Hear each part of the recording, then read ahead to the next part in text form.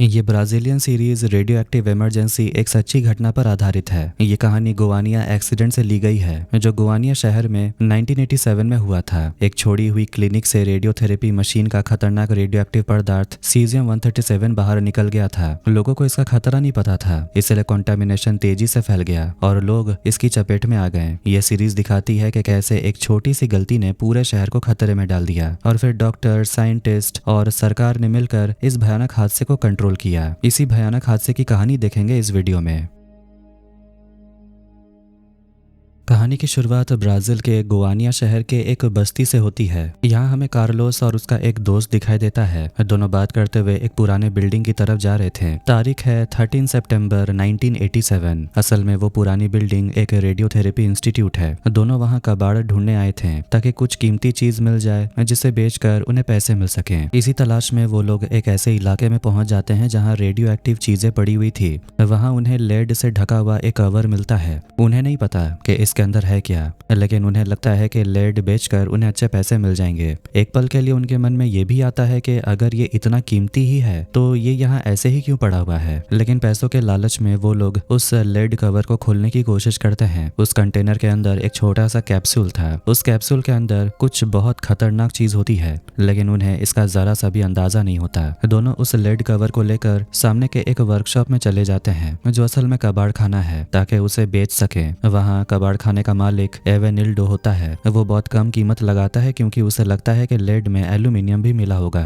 आखिर में दोनों लड़कों को कुछ पैसे मिल जाते हैं और वो पैसे लेकर काफी खुश होते हैं। अब एवेनिल्डो उस कैप्सूल को खुलवाता है। उसके अंदर कुछ वायरिंग कनेक्शन भी होते हैं और लड़के उन कनेक्शंस को काट देते हैं। जब एवेनिल्डो काम खत्म करते वक्त रात में कबाड़ खाने की लाइट बंद करता है, तभी वो कैप्सूल अंधेरे में चमकने लगता है। ये देखकर एवेनिल्डो हैरान रह जाता है कि आखिर इसके अंदर है क्या। इसके बाद वो एक्साइटमेंट में कैप्सूल को अपने घर ले आता है। अब कहानी 10 दिन बाद की दिखाई जाती है। एवेनिल्डो के घर में रहने वाले उसके परिवार के लोगों की तबीयत अचानक खराब होने लगती है। उसकी पत्नी एंटोनिया की हालत भी बिगड़ने लगती है। एंटोनिया बोलती है कि जब से तुम वो कबाड़ घर में लेकर आए हो तब से सब लोग बीमार पड़ रहे हैं। एवेनिल्डो हंस देता है क्योंकि उसे ये सब बेकार की बात लगती है। वो पत्नी से बोलता है कि ऐसा कुछ भी नहीं है। थोड़ी देर बाद वो राइमुंडो से पूछता है, क्या तुमने वो टिन का डब्बा देखा? राइमुंडो बोलता है नहीं। एवेनिल्डो के जाते ही उसकी पत्नी कैबिनेट खोलती है और उसके अंदर ही वही कैप्सूल रखा हुआ था। इसके बाद एंटोनिया राइमुंडो के साथ उस कैप्सूल को लेकर बस में बैठती है और एक हेल्थ सेंटर पहुंचती है। वहां वो डॉक्टर से बोलती है कि मेरे पास एक ऐसी चीज है जो लोगों के अंदर जहर फैला रही है। मेरे पति के साथ काम करने वाले कई लोग हॉस्पिटल में हैं। मेरे पति और मैं भी बीमार हैं। हमें उल्टी, चक्कर और कई तरह की दिक्कतें हो रही हैं। डॉक्टर पूछता है, आखिर ये चीज है क्या? एंटोनिया बोलती है, ये तो मुझे भी नहीं पता। मेरे पति को यह कबाड़ में मिला था, लोहे के किसी टुकड़े की तरह। इतना बोलते ही उसकी तबीयत और बिगड़ने लगती है और उसे उल्टी होने लगती है। डॉक्टर उसे आराम करने को बोलते हैं, लेकिन एंटोनिया बोलती है कि मैं तब तक आराम नहीं करूंगी जब तक आप वादा नहीं करेंगे कि आप इस चीज को यहाँ से हटवा देंगे। डॉक्टर उसे वादा करते हैं और इसके बाद एंटोनिया वहाँ से चली जाती है। अगले दिन रेडियो पर गोवानिया के गवर्नर रॉबर्टो का इंटरव्यू आता है। वो शहर की खराब आर्थिक हालत के बारे में बात कर रहा था। उसी दिन को डे 1 बताया जाता है। अब हमें मार्सियो दिखाई देता है, जो एक न्यूक्लियर फिजिसिस्ट है। उसकी पत्नी बियांका कमरे में आती है और उसे नाश्ता करने के लिए बुलाती है। वो बताती है कि तुम्हारे पापा भी आ गए हैं। दोनों के बीच थोड़ा रोमांस भी होता है और तभी बियांका एक खुशखबरी देती है। वो बताती है कि वो प्रेग्नेंट है। ये सुनकर दोनों बहुत खुश हो जाते हैं। उस दिन भी वो रेडियो एक्टिव चीज हेल्थ सेंटर के बाहर ही पड़ी रहती है। डॉक्टर अपनी असिस्टेंट क्रिस से पूछता है, कल जो औरत आई थी क्या उसके बारे में कुछ पता चला? क्या उस चीज को किसी ने हाथ तो नहीं लगाया? असिस्टेंट बोलती है नहीं। इसी बीच एंटोनिया हॉस्पिटल में भर्ती हो जाती है। वो अपना चेकअप कराती है और बताती है उसे बार बार बेहोशी जैसा लगता है। उसके बाल भी झड़ रहे हैं और उसके शरीर पर कई जगह जलन जैसे घाव बन गए हैं। डॉक्टर ये सब देखकर घबरा जाते हैं और पूछते हैं, ये कब से हो रहा है? एंटोनिया बोलती है, ये सब कुछ दिनों से ही हो रहा है। धीरे धीरे हॉस्पिटल में ऐसे कई मरीज भर्ती होने लगते हैं जिनमें बिल्कुल ऐसे ही लक्षण दिखाई दे रहे थे। मार्सियो और बियांका अपने पापा के साथ उनका बर्थडे मना रहे थे। पापा शिकायत करते हैं कि उनका बेटा तो कभी उनके साथ रहता ही नहीं। फिर वो बोलते हैं कि मुझे बर्थडे पर जो गिफ्ट चाहिए वो तुम दोनों को देना ही पड़ेगा। वो बताते हैं कि यूनिवर्सिटी अब गोवानिया में पढ़ाने के लिए एक एग्जाम होने वाला है। अगर तुम यहाँ रहोगे तो खर्च भी कम होगा और यहाँ रहकर काम करोगे तो सैलरी भी अच्छी मिलेगी। मार्सियो बोलता है, मैं इंटरव्यू जरूर दूंगा, लेकिन उसी फील्ड के लिए जिसके लिए मैंने पढ़ाई की है। मैं एक न्यूक्लियर फिजिसिस्ट हूँ और मैं वहीं काम करूंगा। तभी उसे हॉस्पिटल से उसी डॉक्टर का फोन आता है जो उसका दोस्त है। डॉक्टर उसे बताता है कि उसके पास कुछ मरीज आए हैं जिनमें कुछ ऐसे लक्षण दिखाई दे रहे हैं जैसे चक्कर आना, सिर दर्द, बाल झरना, उल्टी होना।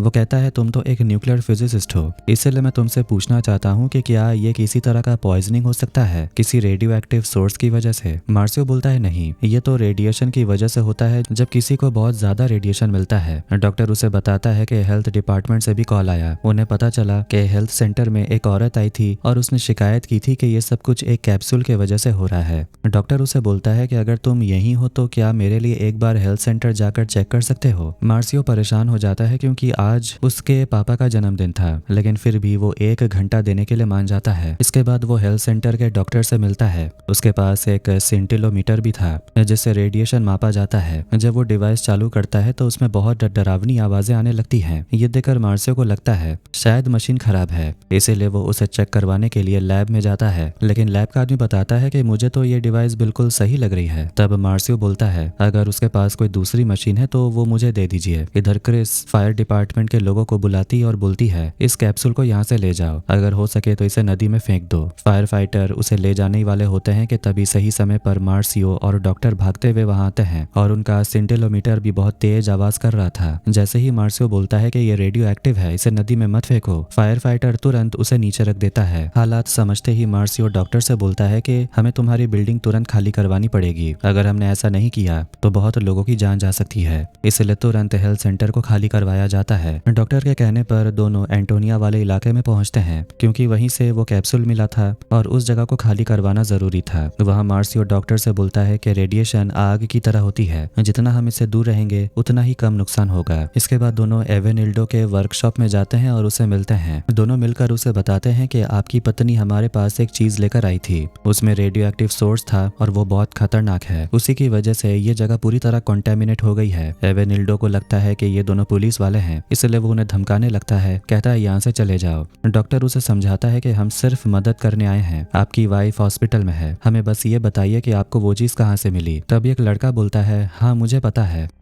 इसके बाद डॉक्टर और मार्सियो उसके साथ उस बंद पड़े रेडियोथेरेपी क्लिनिक में जाते हैं जो पिछले 3 साल से बंद पड़ा है। वहां जाकर मार्सियो समझ जाता है कि यहाँ से कैप्सूल गायब है। सेंटिलोमीटर ज्यादा आवाज नहीं कर रहा था, इसीलिए उसे समझ आ जाता है कि कैप्सूल यहाँ खोला नहीं गया था। लेकिन वो सोचता है कि आखिर इतनी खतरनाक चीज को यहाँ से ले जाने की क्या जरूरत थी। इसके बाद वो दोनों सेक्रेटरी एमरसन से मिलते हैं और बताते हैं कि हमें पूरे इलाके को खाली करवाना पड़ेगा क्योंकि कबाड़ खाने की रेडिएशन रीडिंग्स बहुत ज्यादा आ रही है। अब इसके बाद हम डॉक्टर ऑरेंस्टीन को देखते हैं जो एक न्यूक्लियर फिजिसिस्ट है। वो रियो दी जेनेरो के नेशनल न्यूक्लियर एनर्जी कमीशन में काम करते हैं। उसी समय कुछ स्टूडेंट्स उनसे मिलने आते हैं और चेरनोबिल में हुए हादसे के बारे में बात कर रहे होते हैं। तभी डॉक्टर के पास फोन आता है। ये कॉल मार्सियो का होता है। वो उन्हें गोवानिया के बंद पड़े रेडियोथेरेपी क्लिनिक के बारे में बताता है और बोलता है कि वहां पर एक बंद पड़ा कैप्सूल था। डॉक्टर चेक करते हैं और बताते हैं इसका मतलब कि वो कैप्सूल में सीजियम 137 था। ये सुनकर मार्सियो घबरा जाता है और पूछता है, क्या ये वही आइसोटोप है जो चेरनोबिल में था। डॉक्टर कहते हैं, हाँ वही, ये एक पुराना केमिकल है और आमतौर पर पाउडर के रूप में होता है। डॉक्टर आगे कहते हैं कि लेकिन सीजियम एक बहुत बड़े कंटेनर में बंद रहता है, उसे यहाँ से वहां ले जाना तो नामुमकिन है। मार्सियो बोलता है, नामुमकिन तो नहीं है। ये सुनकर डॉक्टर अपना सिर पकड़ लेते हैं। इसके बाद हम IRDA मतलब institute of radiation protection and dosimetry में काम करने वाली डॉक्टर पॉला को देखते हैं। उन्हें भी पता चल जाता है कि गोवानिया में एक रेडियो एक्टिव एक्सीडेंट हो गया है। इधर मार्सियो शहर के गवर्नर को हालात समझाने की कोशिश करता है। वो कहता है कि हमें पूरा इलाका खाली करवाना होगा, उसे आइसोलेट करना होगा और जो लोग कॉन्टेमिनेट हो चुके हैं उन्हें डीकॉन्टेमिनेट करना होगा। मार्सियो गवर्नर को समझाता है कि रेडिएशन किस तरह से फैलता है। अगर कोई इंसान बीमार हो गया तो उसे रेडिएशन डस्ट के जरिए दूसरों में भी फैल सकता है। फिर वो गवर्नर से पूछता है क्या सभी लोगों को ले जाने के लिए कोई सुरक्षित जगह है। गवर्नर बोलता है यहाँ का स्टेडियम इस्तेमाल किया जा सकता है। डॉक्टर मार्सियो से बोलते हैं कि वो आगे भी उनकी मदद करे, लेकिन मार्सियो बोलता है यहाँ डॉक्टर ऑरेंस्टीन भी आने वाले हैं और वैसे भी वो यहाँ सिर्फ अपने पापा से मिलने आया था क्योंकि आज उनके पापा का जन्मदिन है। उधर बियांका फोन पर मार्सियो को डांट रही होती है। वो पूछती है कि तुम आखिर पापा के जन्मदिन पर कहाँ चले गए। मार्सियो बताता है कि वो गवर्नर से मिलने गया था और यहाँ मामला बहुत ज्यादा बिगड़ गया है। इसके बाद स्टेडियम की तैयारी शुरू होती है। इसके बाद रात के समय एवेनिल्डो का परिवार और कैटरीना का परिवार साथ बैठे होते हैं। वो देखते हैं कि उनके घर के लोग लगातार बीमार पड़ रहे हैं। एवेनिल्डो बोलता है लेकिन अब वो चीज हमारे पास नहीं है, इसलिए हम ठीक हो जाएंगे। तभी बाहर हेल्थ सेक्रेटरी के लोग पहुंच जाते हैं। वो उन्हें स्टेडियम ले जाने के लिए आए थे क्योंकि उन्हें लगता है कि वो सभी लोग कॉन्टेमिनेट हो चुके हैं। मार्सियो और एमरसन उन्हें समझाने की कोशिश करते हैं कि तुम्हारे पास जो कैप्सूल था उसके अंदर रेडियो एक्टिव सोर्स था। एमरसन बताता है कि स्टेडियम में एक स्क्रीनिंग सेंटर बनाया गया है, इसीलिए पहले आप सबको वहां ले जाना होगा। मार्सियो उन्हें सिंटिलोमीटर के बारे में बताता है जो रेडिएशन लेवल मापता है। जैसे ही कैटरीना की बेटी सेलेस्ट सामने आती है, मशीन बहुत तेज आवाज करने लगती है। इसके बाद बिना समय बर्बाद किए सबको बस में बिठाकर स्टेडियम ले जाया जाता है। उधर मार्सियो के घर में उसके पापा की बर्थडे पार्टी चल रही होती है, लेकिन मार्सियो का तो कोई पता ही नहीं होता। उसकी पत्नी उसके पापा को समझाती है कि वो थोड़ी देर में आ जाएगा, लेकिन उसके पापा केक काटने के लिए तैयार ही नहीं होते। तभी टीवी पर ब्रेकिंग न्यूज आती है। पता चलता है कि उनके शहर में एक रेडियो एक्टिव एक्सीडेंट हो गया है। टीवी पर वो मार्सियो को भी देख लेते हैं। उसी समय आखिरकार डॉक्टर ऑरेंस्टीन भी गोवानिया पहुंच जाते हैं और सीधे स्टेडियम आते हैं। इसके बाद एमरसन, गवर्नर और मार्सियो डॉक्टर ऑरेंस्टीन से मिलते हैं। डॉक्टर कहते हैं कि अच्छा हुआ कि जल्दी इंतजाम कर लिया गया, वरना हालात और भी खराब हो सकते थे। वो गवर्नर को समझाते हैं कि सबसे पहले स्क्रीनिंग करनी होगी। जिन लोगों को इलाज की जरूरत है उन्हें तुरंत हॉस्पिटल भेजना होगा। हॉस्पिटल में एक आइसोलेटेड वार्ड भी बनाना पड़ेगा। जहाँ तक रेडियो एक्टिव सोर्स यानी उस कैप्सूल की बात है, वो अभी भी हेल्थ सेंटर में पड़ा हुआ है। सब लोग सोचने लगते हैं कि आखिर उस रेडियो एक्टिव कचरे को कहाँ रखा जाए और कैसे सुरक्षित किया जाए। डॉक्टर बताते हैं आमतौर पर ऐसे रेडियो एक्टिव सोर्स को लेड कंटेनर के अंदर रखा जाता है क्योंकि लेड रेडिएशन को रोकता है, लेकिन यहाँ तो लेड को पिघलाना आसान नहीं। इसीलिए डॉक्टर पूछते हैं क्या कंक्रीट का इस्तेमाल किया जा सकता है ताकि उस रेडियो एक्टिव सोर्स को ढक दिया जाए। हालांकि ऐसा करने से रेडिएशन पूरी तरह तो खत्म नहीं होगा, लेकिन काफी हद तक कम जरूर हो जाएगा। डॉक्टर मार्सियो से बोलते हैं कि तुम्हारे शरीर में जो भी रेडिएशन हो सकता है उसे चेक करना पड़ेगा। मार्सियो बोलता है जरूर, लेकिन हमें ये भी सोचना होगा कि ये रेडिएशन और भी कई लोगों में फैल चुका हो सकता है। डॉक्टर बोलते हैं कि हमें ग्राउंड पर काम करने के लिए और भी लोगों की जरूरत पड़ेगी।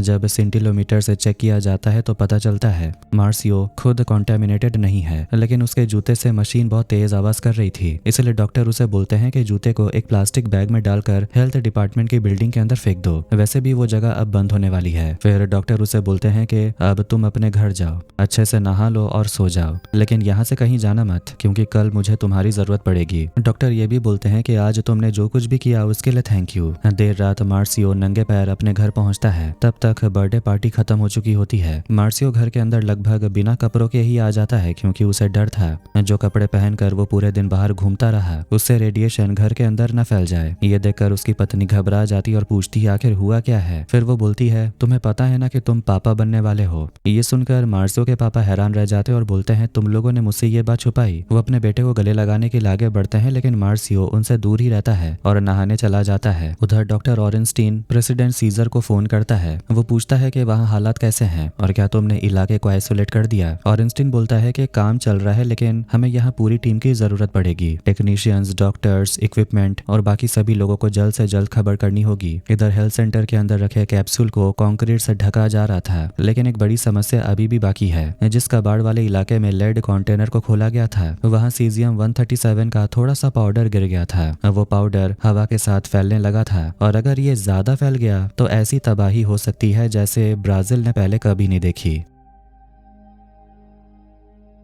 अगले दिन बियांका अपने पति मार्सियो पर चिल्ला रही होती है। वो पूछती है कि क्या ये खतरनाक काम करना इतना जरूरी है। मार्सियो अपनी पत्नी को समझाता है कि उसका वहां जाना बहुत जरूरी है। वो कहता है कि मैंने सोर्स को ढूंढ लिया, कंटेमिनेशन अलग किया और उन लोगों से बात भी की। उन सबको मेरी जरूरत है। वो आगे कहता है कि हम लोग यहाँ खड़े होकर बात कर रहे हैं और उधर वो चीज फैलती जा रही है। अगर बारिश हो गई तो हम सब और बड़े खतरे में आ जाएंगे। बियांका बहुत घबराई हुई होती है। वो कहती है कि ये सब बहुत खतरनाक है, मैं बस ये जानना चाहती हूँ कि तुम सेफ हो या नहीं। मार्सियो मार्सियो बोलता है वो बिल्कुल ठीक है और उसे कुछ नहीं होगा, लेकिन उसकी पत्नी उस पर भरोसा नहीं करती। वो बोलती है कि तुम मुझे एक बार गले लगाओ। मार्सियो घबराते हुए जैसे ही आगे बढ़ता है तभी कुछ लोग उसे लेने के लिए आ जाते हैं। इसके बाद वो जल्दी से अपने पापा को बाय बोलता है और घर से निकल जाता है। घर पर टीवी में खबर चल रही होती है कि नेशनल न्यूक्लियर एनर्जी कमीशन ने किसी तरह सीजियम डस्ट को और फैलने से रोक दिया है। मार्सियो जल्दी से निकल जाता है और टीवी पर डॉक्टर ऑरेंस्टीन लोगों को बता रहे होते हैं कि सीजियम 137 कैप्सूल से निकलने वाले रेडिएशन को रोक दिया गया है, लेकिन ये कैप्सूल करीब 15 दिन तक शहर के इधर उधर घूमता रहा।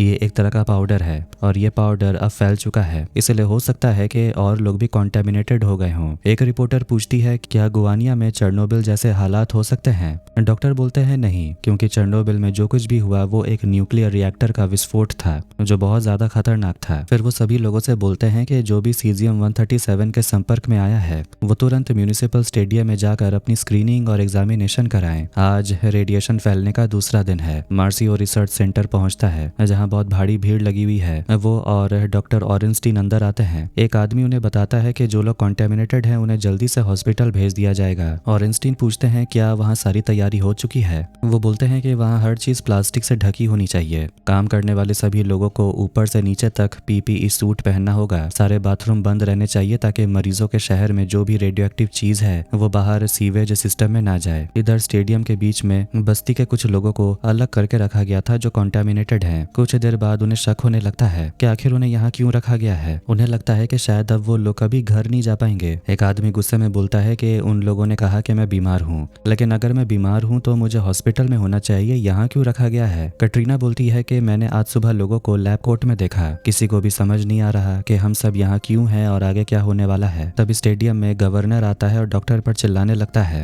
वो कहता है कि तुमने मीडिया के सामने कह दिया कि हमारा शहर नया चेरनोबिल है। डॉक्टर कहते हैं मैंने ऐसा नहीं कहा, मैंने सिर्फ इतना कहा कि यहाँ जो कुछ भी हुआ वो एक रेडियोलॉजिकल एक्सीडेंट है। गवर्नर बोलता है कि आपने जो कुछ भी कहा उसका असर बाहर दिखाई दे रहा है। मीडिया से बात मुझे करनी पड़ती है, तुम्हें नहीं। गुस्से में गवर्नर वहां से चले जाते हैं। इसके बाद डॉक्टर मार्सियो और कुछ लोग अंदर आते हैं जहाँ के उन लोगों को रखा गया था जिन्हें कॉन्टेमिनेटेड माना जा रहा था। डॉक्टर उनसे बोलते हैं कि मैं एक न्यूक्लियर फिजिसिस्ट हूँ, मुझे पता है कि आप सब बहुत डरे हुए हैं, लेकिन भरोसा रखिए हम सब यहाँ आपकी मदद करने के लिए आए हैं। फिर वो बताते हैं कि आप सब जिस पाउडर के संपर्क में आए थे उसे सीजियम बोलते हैं और ये बहुत खतरनाक होता है। अगर इसका छोटा सा भी हिस्सा आपके शरीर के अंदर चला गया हो तो जब तक वो शरीर से बाहर नहीं निकलता तब तक वो आपको नुकसान पहुंचाता रहेगा। इसके बाद वो सबको मार्सियो से मिलवाते हैं जो भी एक न्यूक्लियर फिजिसिस्ट है। डॉक्टर सभी से बोलते हैं कि हम आपसे जो भी सवाल पूछेंगे उसका सही सही जवाब देना। ये सुनकर लोग और परेशान हो जाते हैं। कटरीना पूछती है हम घर कब जा पाएंगे। डॉक्टर बताते हैं कि आपका घर भी अभी आपकी तरह डिकॉन्टेमिनेशन प्रोसीजर से गुजर रहा है। इसके बाद सारे साइंटिस्ट उसी स्टेडियम के अंदर अपना सेटअप तैयार करने लगते हैं। तभी पॉला नाम की औरत आती है जो रियो दी जेनेरो के IRD में काम करती है। वो पूछती है कि बाहर इतनी अफरा तफरी क्यों मची हुई है। डॉक्टर पॉला को डॉक्टर एमरसन से मिलाते हैं जो यहाँ के स्टेट हेल्थ सेक्रेटरी हैं। पॉला असल में कॉन्टेमिनेशन स्पेशलिस्ट है। उधर मार्सियो सभी लोगों से बात करने की कोशिश करता है लेकिन कोई भी उसे ठीक से कुछ बता नहीं रहा था। राइमुंडो थोड़ा ज्यादा ही गुस्से में था। वो कहता है कि अगर तुम सच में मेरी मदद करना चाहते हो तो आकर मुझसे हाथ मिलाओ। मार्सियो डर जाता है और उसे हाथ नहीं मिलाता। तभी उन सबके मुंह से निकल जाता है कि वो लोग हेल्थ सेंटर बस से गए थे। ये सुनकर मार्सियो घबरा जाता है क्योंकि इसका मतलब है कि वो बस और उसमें बैठे सारे लोग भी कॉन्टेमिनेटेड हो सकते हैं। इधर पॉला अंदर सभी को समझा रही होती है कि वेक्टर किसे कहते हैं। अगर किसी का पैर सीजियम पाउडर पर पड़ गया तो वो एक वेक्टर बन जाता है क्योंकि वो आगे कॉन्टेमिनेशन फैला सकता है। यहाँ तक कि किसी ऐसे इंसान से पैसे लेना या छूना इससे भी कॉन्टेमिनेशन फैल सकता है। तभी मार्सियो अंदर आता है। डॉक्टर उसे पॉला से मिलाते हैं और बताते हैं सोर्स का पता सबसे पहले मार्सियो ने ही लगाया था। मार्सियो नक्शे पर दिखाता है कि कहाँ कहाँ कॉन्टेमिनेशन शुरू हुआ। अब तक उन्हें 6 हॉटस्पॉट्स के बारे में पता चल चुका है। वो ये भी बताता है कि एंटोनिया और राइमुंडो हेल्थ डिपार्टमेंट जाने के लिए बस से गए थे और उनके पास वही सोर्स था जिसका पाउडर बैग से गिर रहा था। ये घटना करीब 2 दिन पहले हुई थी, मतलब पिछले 2 दिनों से एक रेडियो एक्टिव बस पूरे शहर में घूम रही है। ये सुनकर पॉला गवर्नर से बोलती है कि हमें तुरंत उस बस का ट्रांसपोर्टेशन बंद करवाना होगा, लेकिन गवर्नर इसे इतना सीरियसली नहीं लेता। वो कहता है कि अगर सीजियम पाउडर गिरा भी होगा तो शायद बैग के अंदर ही रहा होगा। पॉला कहती है कि इतना बड़ा रिस्क हम नहीं ले सकते। डॉक्टर भी गवर्नर को समझाते हैं कि हमें कोई जोखिम नहीं लेना चाहिए और बस को तुरंत रोक देना चाहिए, लेकिन गवर्नर फिर भी मना कर देते हैं। वो कहता है कि शहर के लोग पहले ही बहुत डरे हुए हैं, अगर बस रोकने की बात कही गई तो लोग और भी ज्यादा घबरा जाएंगे। गुस्से में वो वहां से चला चला जाता है। इसके बाद मार्सियो हॉस्पिटल जाकर एंटोनिया से पूछता है कि उसने कौन सी बस ली थी। उधर पॉला स्टेडियम में लोगों से बोलती है कि अपनी सारी चीजें एक जगह रख दें। छोटी बच्ची सेलेस्ट अपनी डॉल देने से मना कर देती है। डॉक्टर उसे प्यार से समझाती है कि वो अपनी गुड़िया इस छोटे से बॉक्स में रख सकती है। इसके बाद सबको विनेगर वाली पानी से नहाने के लिए कहा जाता है। एवेनिल्डो के गले पर बहुत ही भयानक निशान दिखाई दे रहा था। इधर हॉस्पिटल में मार्सियो एंटोनिया से मिलता है और उससे बस के बारे में पूछने लगता है। बात करने पर पता चलता है कि बस का नंबर शायद 008 या 009 था। मार्सियो उससे बोलता है कि सही बस याद करने की कोशिश करो क्योंकि इससे बहुत सारे लोगों की जान बच सकती है। उधर पॉला लोगों के नाम लिस्ट चेक कर रही थी, लेकिन उसे पता चलता है कि कटरीना का नाम लिस्ट में नहीं है क्योंकि उसके शरीर में रेडियो एक्टिव लेवल लगभग ना के बराबर है, जबकि उसकी बेटी के शरीर में रेडिएशन लेवल बहुत ज्यादा है और उसे हॉस्पिटल जाना पड़ेगा। लेकिन कटरीना बोलती है कि वो अपनी बेटी को अकेले हॉस्पिटल नहीं जाने देगी। इस बात पर उसके और डॉक्टर के बीच बहस होने लगती है। बाकी सब लोग उसे समझाते हैं कि झगड़ा करने से कोई फायदा नहीं होगा। आखिर में कटरीना अपने बेटे से बोलती है कि अपनी बहन का ख्याल रखना, चाहे कुछ भी हो जाए। भारी मन से कटरीना अपने पति और बच्चों को विदा करती है जो जनरल हॉस्पिटल चले जाते हैं। इधर जिस हॉस्पिटल में मार्सियो था वहाँ एक लड़का, वही कार्लोस, अचानक तड़पने लगता है। एक नर्स उसे मॉर्फिन का इंजेक्शन दे देती है। इसके बाद वहाँ से भी मरीजों को जनरल हॉस्पिटल भेजा जाने लगता है। सबको गाड़ी में बैठाने के बाद डॉक्टर ड्राइवर से बोलते हैं कि सभी को जनरल हॉस्पिटल छोड़ने के बाद तुम भी स्टेडियम चले जाना स्क्रीनिंग के लिए। ड्राइवर बोलता है लेकिन उस हॉस्पिटल में तो सब लोग हड़ताल कर रहे हैं। डॉक्टर बोलते हैं जो भी हो तुम उन्हें वहां ले जाओ। जैसे ही एम्बुलेंस जनरल हॉस्पिटल पहुंचती है वहां के डॉक्टर और मेडिकल स्टाफ प्रोटेस्ट कर रहे होते हैं क्योंकि हॉस्पिटल में दवाइयां खत्म हो चुकी थी और मरीजों के लिए बेड्स भी नहीं थे। वहां उन लोगों को हॉस्पिटल का डायरेक्टर मिलता है जो उन लोगों से बोलता है लाइन बनाकर हॉस्पिटल के अंदर आइए। लेकिन वही लड़का कार्लोस जो हॉस्पिटल में तड़प रहा था, उसकी हालत और भी खराब होती है। वो तो चलकर अंदर नहीं जा सकता था। तभी स्टेडियम से भी एक गाड़ी पहुंच जाती है और सभी लोगों को एक स्पेशल वार्ड में लाया जाता है जो पूरी तरह प्लास्टिक से ढका हुआ था। वहां हर किसी के लिए साफ सुथरा बेड मौजूद था। जैसे ही सभी लोग अंदर आते हैं वार्ड का दरवाजा लॉक कर दिया जाता है। उधर मार्सियो डॉक्टर को कॉल करता है और उन्हें बस का डिस्क्रिप्शन बता देता है। डॉक्टर बोलते हैं कि तुम बस स्टॉप पर जाकर पता करो। मार्सियो बोलता है मैं भी वहीं मौजूद हूँ। इसके बाद हमें डॉक्टरों की टीम दिखाई जाती है। एडुआर्डो, विक्टर और विलियम जो जनरल हॉस्पिटल पहुंचते हैं वो आपस में बात कर रहे होते हैं कि यहाँ की हालात उतनी खराब नहीं लगती जितनी चेरनोबिल डिजास्टर के समय थी। तभी विलियम का रेडियो एक्टिव डिवाइस बीप करने लगता है। सामने उन्हें एक एम्बुलेंस दिखाई देता है जिसमें कार्लोस पड़ा हुआ था। एडुआर्डो तुरंत उसकी मदद करने अंदर चला जाता है। विक्टर चिल्लाते हुए बोलता है कोई स्ट्रेचर लेकर आओ। एक नर्स आगे बढ़ती है लेकिन दूसरी नर्स उसे रोक देती है। बोलती है क्या तुम पागल हो गई हो, वो मरीज कॉन्टेमिनेटेड है, वहां मत जाओ। इधर हॉस्पिटल के अंदर लोग देखते हैं कि सारे बाथरूम बंद हैं। अब वो सोचने लगते हैं कि अगर उन्हें बाथरूम जाना होगा तो क्या करेंगे। वो इस बारे में पुलिस से बात करते हैं लेकिन पुलिस को भी इस बारे में कुछ पता नहीं था। धीरे धीरे अंदर का माहौल गर्म होने लगता है। उधर एडुआर्डो कार्लोस को लेकर दरवाजे तक पहुंच जाता है। डॉक्टर उसे अंदर लाकर लिटाते हैं और तुरंत उसका इलाज शुरू करते हैं। इधर मार्सियो को 009 नंबर की बस आती हुई दिखाई देती है। वो अपने डिवाइस से रेडियो एक्टिव सिग्नल चेक करता है लेकिन वो बस स्टेडियम की तरफ नहीं जा रही थी और ना ही वो डिस्क्रिप्शन से मैच कर रही थी। उधर कार्लोस का प्रेशर वगैरह सब कुछ ठीक ठाक हो जाता है और उसके बाद डॉक्टर वहां से चले जाते हैं। वो तुरंत पीपीई पहन लेते हैं। विलियम एडुआर्डो और विक्टर को समझाता है कि अब वो कॉन्टेमिनेटेड पेशेंट्स के साथ काम करेंगे, इसीलिए एक सीमा तक ही रेडिएशन एक्सपोजर सह सकते हैं। फिर वो उन्हें डोसीमीटर देता है जो उन्हें बताएगा कि उन्होंने कितनी रेडिएशन झेली है। इसके बाद दोनों डॉक्टर अंदर आते हैं। सभी लोग अपने साथी कार्लोस की बिगड़ी हालात के बारे में पूछते हैं लेकिन डॉक्टर बताते हैं कि उसे बस डिहाइड्रेशन हो गया था और वो अब बिल्कुल ठीक है। एवेनिल्डो पूछता है कि हम लोग बिना बाथरूम के यहाँ कैसे रहेंगे। डॉक्टर उन्हें बताते हैं कि हमारा एक आदमी आएगा जो आपके पेशाब और मल की जांच करेगा और उन्हें यहाँ से हटाने का अलग इंतजाम किया जाएगा ताकि वो सीवेज सिस्टम में ना जाए। अगर आप सब ठीक होना चाहते हैं तो हमारी मदद करनी होगी। दूसरी तरफ पॉला एक इलाके में पहुंचती है, वही जगह जहाँ कॉन्टेमिनेटेड लोग रहते थे। वहाँ कुत्तों को देखकर वो बोलती है इन्हें भी हमें इकट्ठा करना पड़ेगा। इसके बाद वो और डॉक्टर ऑरेंस्टीन एक ऐसी जगह पहुंचते हैं जहाँ रेडिएशन लेवल बहुत ज्यादा था। फ्लैशबैक दिखाया जाता है कि राइमुंडो और उसका दोस्त लेड कैप्सूल को खोलने की कोशिश कर रहे थे। उधर हॉस्पिटल में लोग डॉक्टरों को बताते हैं कि उन्होंने उस कैप्सूल को खोलकर कार्लोस के घर ले गए थे। काफी मुश्किल से वो लोग कैप्सूल को खोल पाए। उसके अंदर से पाउडर निकल रहा था लेकिन उन्हें इसका अंदाजा भी नहीं था। अगले ही दिन से उन्हें उल्टियां शुरू हो गई।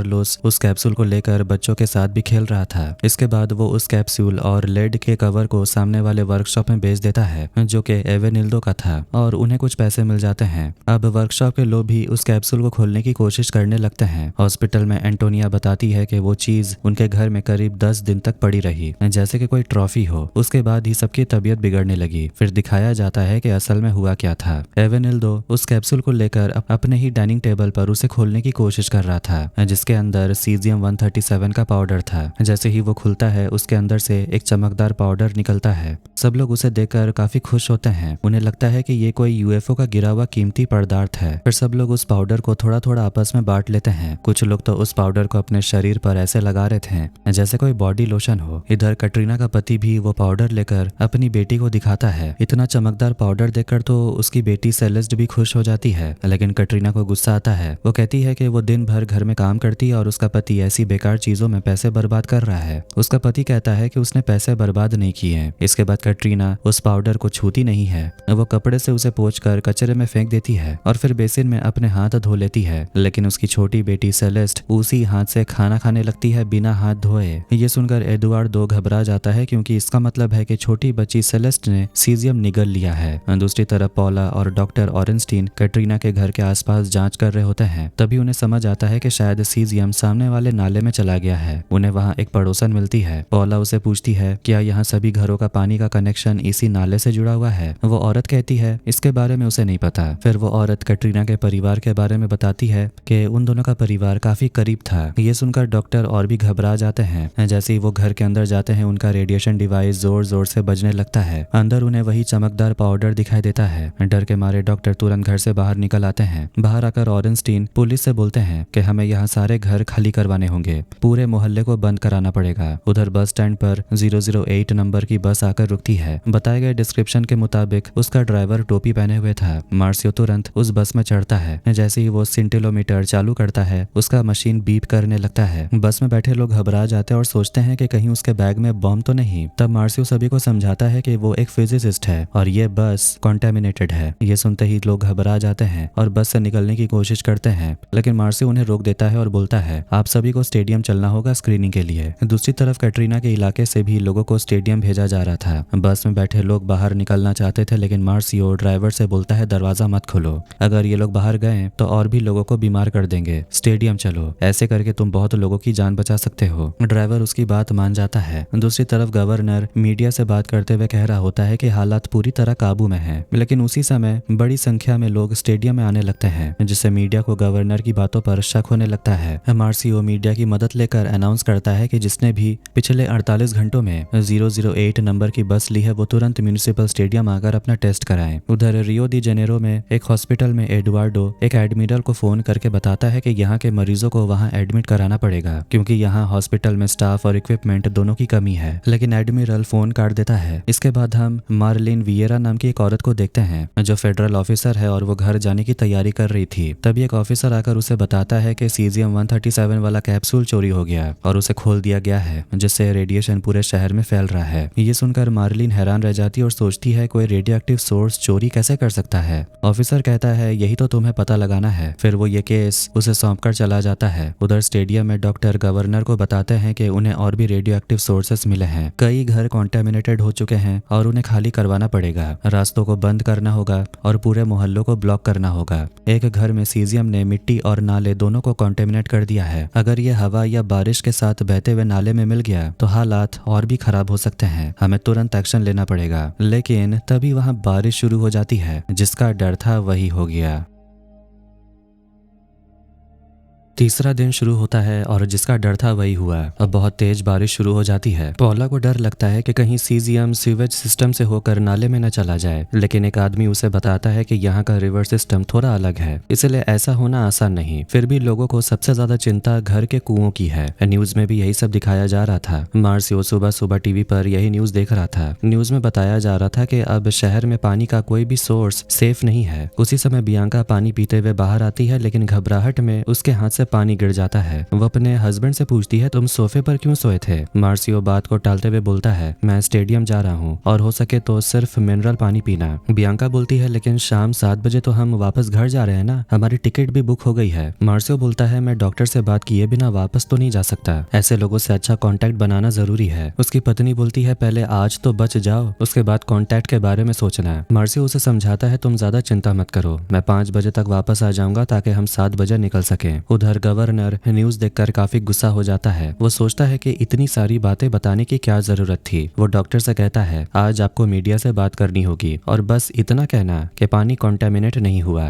डॉक्टर ऑरेंस्टीन बोलते हैं, ये सही है कि नाले का पानी नदी में नहीं मिलता, लेकिन कॉन्टेमिनेशन किसी और रास्ते से नदी में पहुंचा या नहीं ये मैं कंफर्म नहीं कह सकता। अगर सीजियम पाउडर नदी में गिरा भी होगा तो उसकी मात्रा बहुत कम होगी और नदी में पानी बहुत ज्यादा है, इसीलिए किसी का भी बीमार पड़ना लगभग नामुमकिन है। गवर्नर बोलते हैं, लेकिन अगर तुम ये सब टीवी पर बोलोगे तो लोग डर जाएंगे, हमें तो बस लोगों को शांत रखना है। अगर लोग डर गए तो हम डिकॉन्टेमिनेशन प्रोसेस नहीं कर पाएंगे। टेस्ट करने में कितना समय लगेगा? डॉक्टर बोलते हैं, करीब 48 घंटे लग सकते हैं। गवर्नर पूछते हैं, क्या सेंटिलोमीटर से पानी को टेस्ट नहीं किया जा सकता? डॉक्टर बोलते हैं, इतना ज्यादा पानी में सेंटिलोमीटर रेडिएशन पकड़ नहीं पाएगा, लेकिन फिर भी हम हेलीकॉप्टर से हर जगह कॉन्टेमिनेशन चेक कर सकते हैं। गवर्नर बोलते हैं, तो फिर हेलीकॉप्टर से भी ट्राई करो और लैब में सैंपल भी टेस्ट करवाओ, जो भी पता चले रात को मीडिया को बता देना। इधर मार्सियो जैसे ही वहां पहुंचता है, डॉक्टर उसे बताते हैं, आज तुम्हें मिलिट्री पुलिस को सिखाना है, उन्हें बताना है कि सेंटिलोमीटर कैसे इस्तेमाल करना है ताकि वो नदी के किनारे कॉन्टेमिनेशन लेवल नाप सके। तभी पॉला बोलती है, और मैं जा रही हूँ कुओं और नालों से कुछ सैंपल लेने। ये कहकर वो तुरंत निकल जाती है। उधर हॉस्पिटल में एडुआर्डो और विक्टर पेशेंट्स की रिपोर्ट देखकर डिस्कशन कर रहे होते हैं। उन्हें पता चलता है कि एवेनिल्डो और सेलेस्ट की हालत काफी खराब है, इसलिए उन्हें शहर भेजना पड़ेगा। लेकिन सेलेस्ट के पापा जाओ, उसकी हालत थोड़ी ठीक है, इसलिए उन्हें शहर भेजना जरूरी नहीं है। अगर जाओ को नहीं भेजा गया तो उसकी छोटी बेटी बिल्कुल अकेली पड़ जाएगी और शायद डर कर हिम्मत भी हार जाए। उधर मार्सियो मिलिट्री पुलिस के साथ मिलकर नदी से पानी का सैंपल इकट्ठा करता है। हॉस्पिटल में पेशेंट्स को एक्सरसाइज करने को कहा जाता है, क्योंकि जितना ज्यादा पसीना निकलेगा उतना सीजियम शरीर से बाहर निकल सकता है। डॉक्टर सभी को बताते हैं कि आगे के इलाज के लिए उन्हें रियो दे जेनेरो जाना पड़ेगा।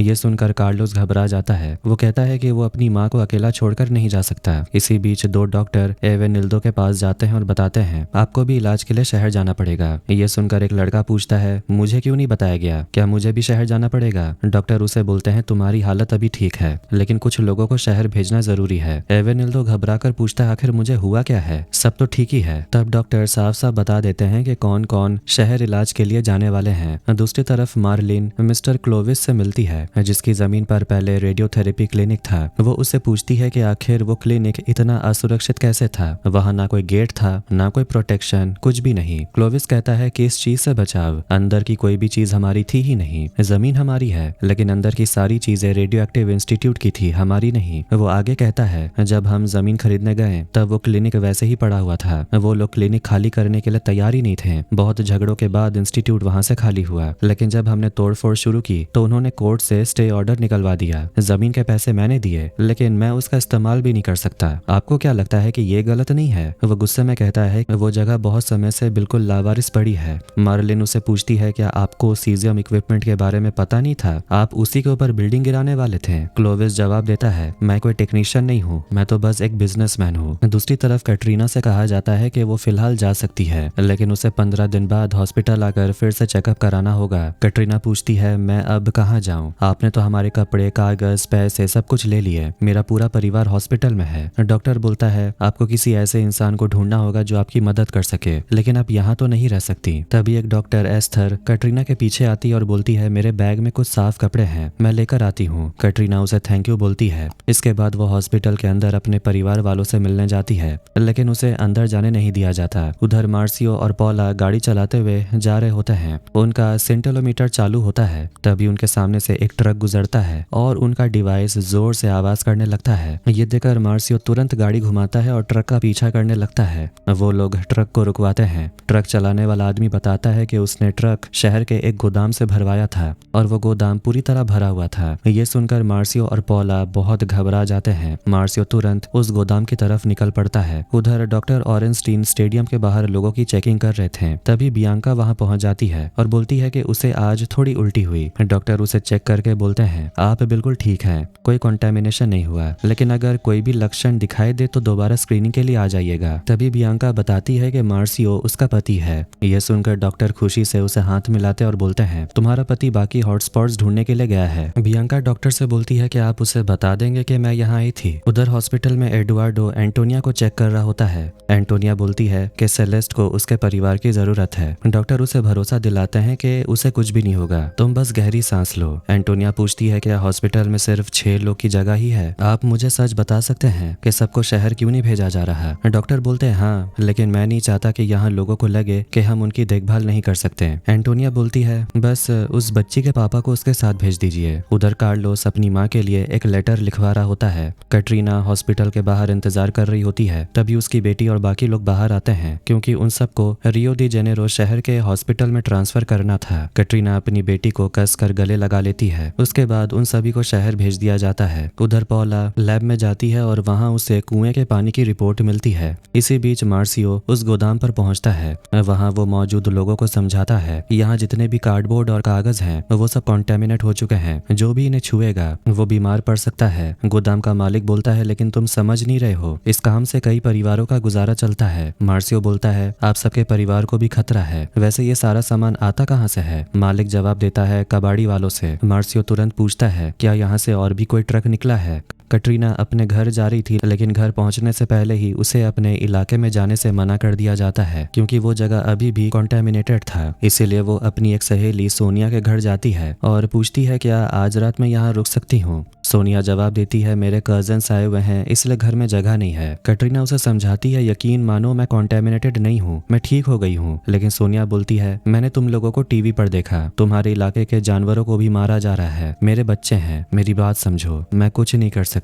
ये सुनकर बेबस कैटरीना जाने लगती है। सोनिया पूछती है तुम्हारी बेटी कैसी है। कैटरीना उदास होकर बोलती है मुझे क्या पता, मुझे तो कोई कुछ बताता ही नहीं। उधर मार्लिन ओडिला नाम की एक औरत से मिलती है। उसी ने अपनी जमीन उधार में दी थी ताकि उस जमीन पर क्लिनिक बनाया जा सके। ओडिला बताती है कि हमारी सिर्फ एक ही कंडीशन थी कि हमारे कैंसर पेशेंट्स का वहाँ मुफ्त में इलाज हो। शुरू में उन्होंने हमारी बात मानी, लेकिन बाद में उन्होंने हमारा समझौता तोड़ दिया, इसलिए हमें जमीन वापस लेनी पड़ी। इसके बाद कुछ पेशेंट्स को रियो डी जेनेरो के नेवल हॉस्पिटल में लाया जाता है। सभी पेशेंट्स को कॉन्टेमिनेशन एरिया में रखा जाता है। इधर एस्टर पेशेंट्स के यूरिन सैंपल की जांच कर रही थी, लेकिन उसकी मशीन ठीक से काम नहीं कर रही। फिर वो देखती है कि यूरिन में रेडिएशन इतना ज्यादा है कि मशीन उसे सही से माप नहीं पा रही थी। घबरा कर वो तुरंत एडुआर्डो को कॉल करती और बोलती है खबर अच्छी नहीं है, अभी आपके पास जितने भी पेशेंट्स हैं उन्हें भी शहर के हॉस्पिटल में भेजना पड़ेगा। इतना ज्यादा अंदरूनी रेडिएशन मैंने पहले कभी नहीं देखा। ये रेडिएशन तो सबके शरीर में बुरी तरह फैल चुका है। उधर मार्सियो डॉक्टर को बताता है कि नदी में कॉन्टेमिनेशन ज्यादा नहीं मिला। तभी पौला घबराई हुई आती और बताती है कि उसने कुएं के पानी की जांच की और उसमें रेडिएशन हद से ज्यादा है। मार्सियो एक और बुरी खबर देता है। वो कहता है कि उसे एक गोदाम मिला जहां रेडियो एक्टिव कार्डबोर्ड का ढेर लगा हुआ है। उस गोदाम से कुछ ट्रक निकलकर साओ पौलो के लिए जा चुके हैं। उधर एंटोनिया की हालत अचानक खराब होने लगती है। डॉक्टर दवाई देकर उसे शांत तो कर देते हैं, लेकिन वो समझ चुके थे कि यहाँ सही इलाज नहीं हो सकता। इसलिए वो मीडिया की मदद लेते हैं और बताते हैं कि यहाँ मौजूद सभी पेशेंट्स को तुरंत रियो डी जेनेरो भेजना पड़ेगा। वहाँ बेहतर डॉक्टर और इक्विपमेंट्स हैं, यहाँ इनका इलाज पॉसिबल है ही नहीं। इसके बाद एडुआर्डो हड़ताल पर बैठे डॉक्टर और नर्सेस को बुलाकर बोलता है मैं आपकी सारी मांगे समझता हूँ, लेकिन अभी इमरजेंसी सिचुएशन है। मैं अकेला एक फिजिसिस्ट के साथ 24 घंटे काम नहीं कर सकता।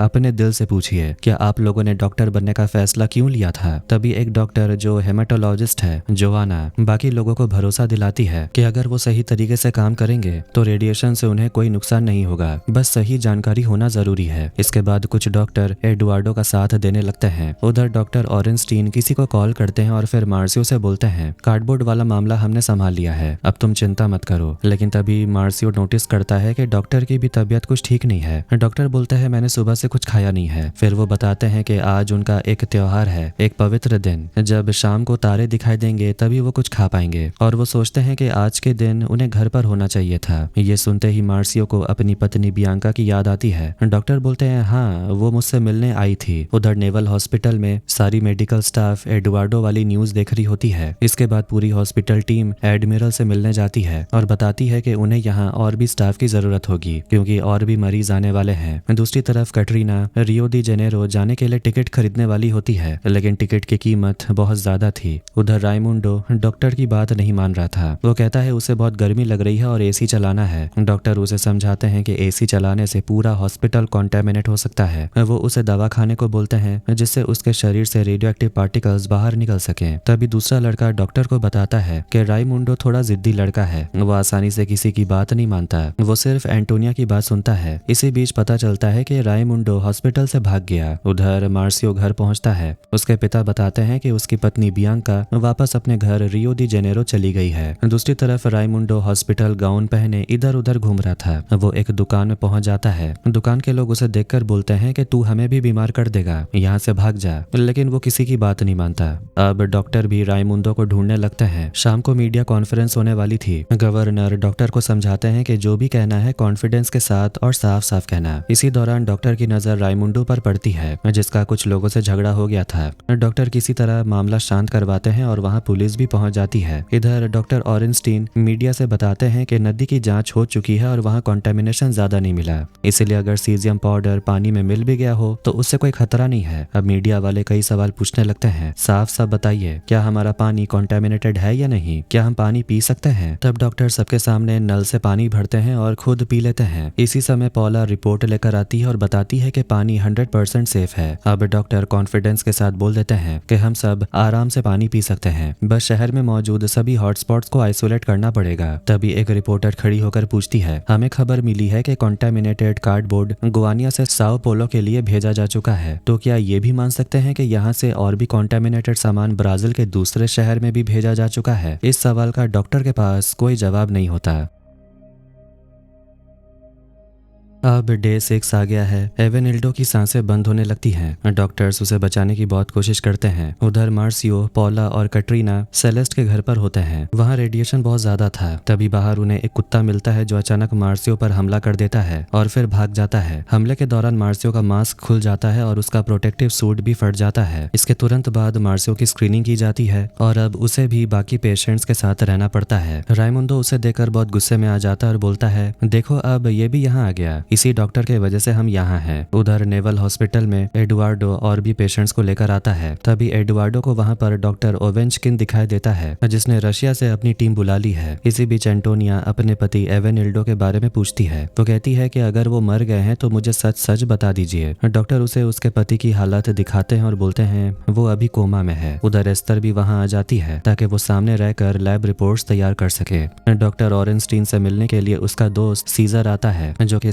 CNN का डायरेक्टर भी है। थोड़ी देर बाद गवर्नर भी वहाँ पर पहुँचते हैं और पूछता है, क्या आप लोगों ने आज की न्यूज पढ़ी। सीजर बताता है कि इन बैरल से हर समय रेडिएशन निकल रहा है, इन्हें यहाँ से कहीं और ले जाना बहुत खतरनाक हो सकता है। डॉक्टर बोलते हैं और अगर इन बैरल्स में क्रैक आ गया तो हालात और भी खराब हो सकते हैं, लेकिन गवर्नर बोलता है उसकी जिम्मेदारी मेरी नहीं है। सीजर पूछता है तो फिर आप इस कचरे को रखने के लिए कोई दूसरे राज्य को कैसे मनाएंगे। गवर्नर बोलता है आप तो CNN से हैं, आप तो उसके प्रेसिडेंट हैं, आप मेरी मदद कीजिए। उधर एस्टर सेलेस्ट से मिलती है। वो छोटी बच्ची से प्यार से बात करती है और किसी तरह उसे समझाकर उसके बाल काटने के लिए मना लेती है। उधर रशिया से आया डॉक्टर ओवेंचकिन देखता है कि मरीजों को बहुत ज्यादा डोज दी जा रही है। वो डॉक्टर से कहता है कि मैंने कभी ऐसा ना देखा है ना कभी पढ़ा है। विक्टर जवाब देता है नॉर्मल डोज में तो कुछ काम हो ही नहीं रहा। इसी बीच एडुआर्डो को हेमाटोलॉजिस्ट जोआना का कॉल आता है। होजे कैरेरस नाम के एक डॉक्टर के बारे में बताती है जो ल्यूकेमिया के इलाज के लिए एक दवाई बना रहे हैं। ये इलाज पेशेंट्स की इम्यूनिटी बढ़ाता है और ब्लड सेल्स भी बढ़ाता है और इससे उन्हें पेशेंट्स को मदद मिलेगी। लेकिन ओवेंचकिन बोलता है कि वो डॉक्टर तो धोखेबाज है, उसके ट्रीटमेंट पर भरोसा नहीं कर सकते। उधर एस्टर सीजर को समझाने की कोशिश करती है कि यहाँ की सिचुएशन चेरनोबिल से बहुत अलग है। यहाँ लोग कई दिनों से रेडिएशन के कांटेक्ट में रहे हैं। इसी बीच सेलेस्ट का भाई मार्सियो से मिलने आता है और पूछता है क्या आपको पता है मेरी बहन कैसी है। मार्सियो बोलता है मुझे नहीं पता।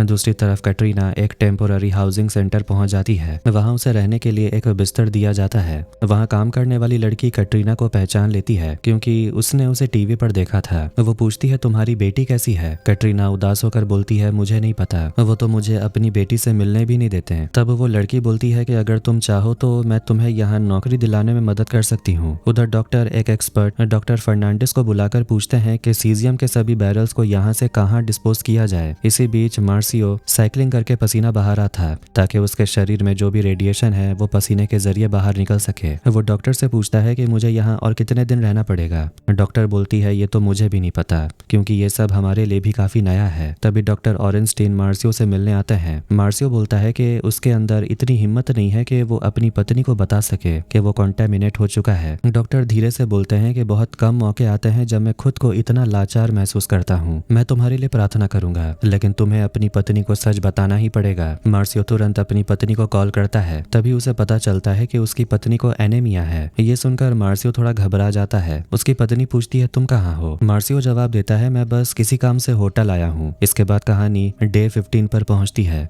मार्लिन मिस्टर जोजे नाम के आदमी से मिलती है। उसी ने क्लिनिक से दरवाजे, खिड़कियां और टाइल्स सब कुछ निकलवा लिया था लेकिन सीजियम वहीं छोड़ दिया था। जोजे कहता है कि मैंने उस बिल्डिंग में अपना पैसा लगाया था, मेरा तो हक बनता है। मार्लिन बोलती है आपको नहीं लगता कि अगर दरवाजे बंद होते तो कोई अंदर घुस नहीं पाता। लेकिन जोजे को सिर्फ अपना फायदा दिख रहा था। उधर गवर्नर चाहता है कि सारा रेडियो एक्टिव कचरा उनके शहर से बाहर कर दिया जाए। इस बात को लेकर डॉक्टर ऑरेंस्टीन गवर्नर से काफी नाराज थे। दूसरी तरफ कैटरीना आखिरकार अपने बेटे से मिलती है और उसका हालचाल पूछती है। उधर नेवल हॉस्पिटल में डॉक्टर्स सेलेस्ट का बहुत अच्छे से ख्याल रख रहे होते हैं। इसी बीच एवेनिल्डो भी आखिरकार कोमा से बाहर आ जाता है। होश में आते ही वो सबसे पहले अपनी पत्नी एंटोनिया को ढूंढता है। एडवार्डो उसे बताता है तुम्हारी पत्नी यही है, वो तुम्हारे लिए यहाँ आई है। लेकिन तभी एंटोनिया की हालत बिगड़ने लगती है। उसकी हालत तो सबसे ज्यादा खराब थी। एडवार्डो ओवेंचकिन से बोलता है कि उन्हें नया ट्रीटमेंट तरीका इस्तेमाल करना चाहिए लेकिन ओवेंचकिन इस ट्रीटमेंट के लिए तैयार नहीं होता। इसके बाद सभी डॉक्टर बैठकर इस बारे में चर्चा करते हैं। विक्टर बोलता है कि सिर्फ दवाई से काम नहीं चलेगा, हमें सभी मरीजों का इम्यून सिस्टम ठीक करना पड़ेगा। लेकिन सीजर मना कर देता है। वो कहता है कि ये नया ट्रीटमेंट काफी रिस्की है। ये सुनकर एस्तर परेशान होकर बोलती है आपके ही कहने पर हमने डोज बढ़ाया था और वो एक हद तक काम भी किया, तो फिर इस बार हम पीछे क्यों हट रहे हैं। ये नया ट्रीटमेंट है इसलिए थोड़ा रिस्क तो लेना पड़ेगा। लेकिन सीजर ओवेंचकिन के बात से सहमत था कि ये ट्रीटमेंट थोड़ा रिस्की है। गुस्से में एस्तर रिजाइन करने का फैसला कर लेती है। अब कहानी डे 20 पर पहुंचती है। मार्लिन इनासियो नाम के आदमी से पूछताछ करती है। वो पूछती है कि रेडियोथेरेपी क्लिनिक बंद होने के बाद उन्होंने सीजियम को वहीं क्यों छोड़ दिया। इनासियो यहाँ वहाँ के बहुत सारे बहाने बनाने लगता है। तब मार्लिन साफ पूछती है क्या आपने इस बारे में CNN को इन्फॉर्म किया था, हाँ या ना। इनासियो कहता है हाँ हमने इन्फॉर्म किया था। मार्लिन पूछती है कोई सबूत है आपके पास। ये सुनकर इनासियो चुप हो जाता है। उधर कैटरीना अब दूसरे घरों में साफ सफाई और खाना बनाने का काम कर रही होती है। एक घर में टीवी पर सेलेस्ट की खबर चल रही थी और उस घर का मालिक ये देखकर बोलता है अब इसे छोड़ो भी, अगर वो मर भी गई तो एक गंदी चीज फैलाने वाला इंसान कम हो जाएगा। उधर सीजर एस्तर को कॉल करता है और उसे वापस आने के लिए मनाता है। वो कहता है यहाँ तुम्हारी मदद की जरूरत है। एस्तर बोलती है मुझे पता है। सीजर आगे कहता है तुम्हारे कहने पर हमने एक हाई कमेटी बनाई है, ओवेंचकिन भी उसका मेंबर होगा और मुझे पता है कि वो नहीं मानेगा। दूसरी तरफ डॉक्टर ऑरेंस्टीन, पॉला, सीजर और गवर्नर कमेटी मीटिंग के लिए मिलते हैं। गवर्नर बोलता है कि सारा रेडियो एक्टिव कचरा किसी दूसरे राज्य में भेज दिया जाए। ये सुनकर पॉला बहुत गुस्से में आ जाती है और बोलती है अगर कुछ भी गड़बड़ हो गई तो सारा इल्जाम हम जैसे साइंटिस्ट पर डाल दिया जाएगा क्योंकि हमारा तो काम ही है पॉलिटिशियंस के कचरे को साफ करना। ये सुनकर गवर्नर उन्हें जाने के लिए बोल देता है और कहता है कि अपना काम थोड़ा तेज करो। मार्सियो बियांका से बात कर रहा होता है। तभी उसे अपनी पत्नी से पता चलता है कि गवर्नर सारा रेडियो एक्टिव कचरा सेरा दी कचिम्बो नाम की जगह पर भेजने वाले हैं। ये सुनकर मार्सियो डर जाता है और अपनी पत्नी से बोलता है कि मुझे तुम्हें कुछ बताना है। मैं अभी हॉस्पिटल में हूँ और मैं कॉन्टेमिनेट हो चुका हूँ लेकिन मैं ठीक हूँ और मैंने जो शुरू किया है मैं उसे खत्म करके ही रहूंगा। बियांका उसे बोलती है मैं हमेशा तुम्हें सपोर्ट करूंगी लेकिन तुम मुझसे बात छुपाना और झूठ बोलना बंद करो। उधर राइमुंडो फिर से मार्सियो पर चिल्लाने लगता है और उसी पर आरोप लगाता है कि वो लोग हॉस्पिटल में उसी के वजह से हैं। दूसरी तरफ कैटरीना अपने कमाए हुए पैसों से रियो दी जेनेरो जाने की टिकट खरीदती है ताकि वो अपनी बेटी से मिल सके। उधर एवेनिल्डो अपनी पत्नी से मिलने जा ही रहा होता है है, लेकिन सही वक्त पर डॉक्टर उसे रोक देते हैं। इसी बीच कटरीना जिस बस में सफर कर रही होती है उसे रास्ते में रोक लिया जाता है। पुलिस सभी लोगों से बोलती है कि उन्हें अपना नॉन कॉन्टेमिनेशन सर्टिफिकेट दिखाना पड़ेगा। कटरीना बोलती है कि मैंने अपनी स्क्रीनिंग 3 बार कराई है, लेकिन हमें तो कोई ऐसा सर्टिफिकेट नहीं मिला। अब आखिरकार बस को यू टर्न लेकर उसी रास्ते वापस जाना पड़ता है। कटरीना बहुत ज्यादा गुस्से में होती है। उधर एडुआर्डो बाकी डॉक्टर से बात करते हुए बोलता है, अगर अभी पेशेंट्स मर जाते हैं तो लोग रेडिएशन को ब्लेम देंगे, लेकिन अगर नए ट्रीटमेंट की वजह से वो मर गए तो लोग हमें दोष देंगे। ये सुनकर एस्तर बोलती है, तो मतलब तुम्हें अभी अपने रेप्यूटेशन की चिंता है। तभी जोआना उसे समझाती है कि कुछ भी हो जाए लोग डॉक्टर को ही दोष देंगे। एस्तर गुस्से में बोलती है, अब वो डॉक्टर कहाँ गया जिसने नेशनल टीवी पर सबको हिम्मत दिखाने के लिए कहा था। इसके बाद कमेटी की मीटिंग होती है जहाँ डॉक्टर्स बताते हैं कि पेशेंट के अंदर इम्यूनिटी बहुत कम हो गई है। इसी वजह से ना दवाई काम कर रही है और ना ही कोई इलाज असर दिखा रहा है। अब उन्हें नया ट्रीटमेंट तरीका अपनाना ही पड़ेगा। लेकिन ओवेंचकिन इस ट्रीटमेंट के लिए साफ मना कर देता है। वो कहता है कि इस नए ट्रीटमेंट के प्रोसेस में लोगों को ज्यादा साइड इफेक्ट्स होंगे, ये सिर्फ लापरवाही है। तब एडुआर्डो सबको समझाते हुए बोलता है, यहाँ जो कुछ भी हो रहा है वो चेरनोबिल डिजास्टर से बिल्कुल अलग है। अगर हम लोगों को जीने का एक मौका दे सकते हैं, भले ही सफलता की संभावना बहुत कम हो, तो क्या हम ये कह दें कि हमें कोशिश ही नहीं करनी चाहिए? मौत तो लगभग तय है, लेकिन अगर इस तरीके से किसी की जान बच सकती है तो हमें क्या कोशिश नहीं करनी चाहिए? देखते ही देखते कहानी डे 25 पर पहुंच जाती है। डॉक्टर को इम्यूनिटी बढ़ाने वाले नई ट्रीटमेंट की मंजूरी मिल जाती है। हॉस्पिटल में नए मेडिसिन भी आ चुके हैं और पेशेंट्स की हालत दिन प्रतिदिन बिगड़ती जा रही है और अब डॉक्टर्स की सारी उम्मीद उसी नए ट्रीटमेंट पर टिकी हुई है। काचिम्बो इलाका असल में आदिवासी लोगों का था। उसी जगह पर रेडियो एक्टिव कचरा फेंकने का प्लान था, इसीलिए बहुत सारे आदिवासी लोग गोवानिया पहुंच जाते हैं और प्रोटेस्ट करने लगते हैं। उनका कहना है कि नेचर के साथ कभी भी छेड़छाड़ नहीं करना चाहिए। इधर गवर्नर काचिम्बो के गवर्नर से बात करते हैं, लेकिन दोनों के बीच में बहस शुरू हो जाती है। काचिम्बो का गवर्नर साफ बोल देता है कि वो अपने इलाके में रेडियो एक्टिव कचरा बिल्कुल भी नहीं रखेंगे। दूसरी तरफ हॉस्पिटल में डॉक्टर मरीजों को बताते हैं कि आज से उनका नया इलाज शुरू होगा। तभी एक डॉक्टर एंटोनिया से बोलती है कि न्यूज में उसके बारे में बहुत अच्छी अच्छी बातें हो रही हैं। डॉक्टर बोलती है कि अगर एंटोनिया ने समय पर सबको चेतावनी नहीं दी होती तो कंटेमिनेशन बहुत ज्यादा फैल जाता। डॉक्टर उसे असली हीरो बताते हैं, लेकिन तभी अचानक एंटोनिया और सेलेस्ट की सांसें रुकने लगती है और उनकी मौत हो जाती है। जब उन्हें दफनाया जाता है तब कटरीना अपनी बेटी के लिए बहुत रोती है। अब तो कब्रिस्तान के बाहर लोग प्रोटेस्ट करने लगते हैं। उन्हें डर था कि जिन 2 लोगों को दफनाया गया है उनसे जमीन के अंदर कंटेमिनेशन न फैल जाए, जबकि पहले ही बता दिया गया था कि ऐसा कुछ भी नहीं होगा।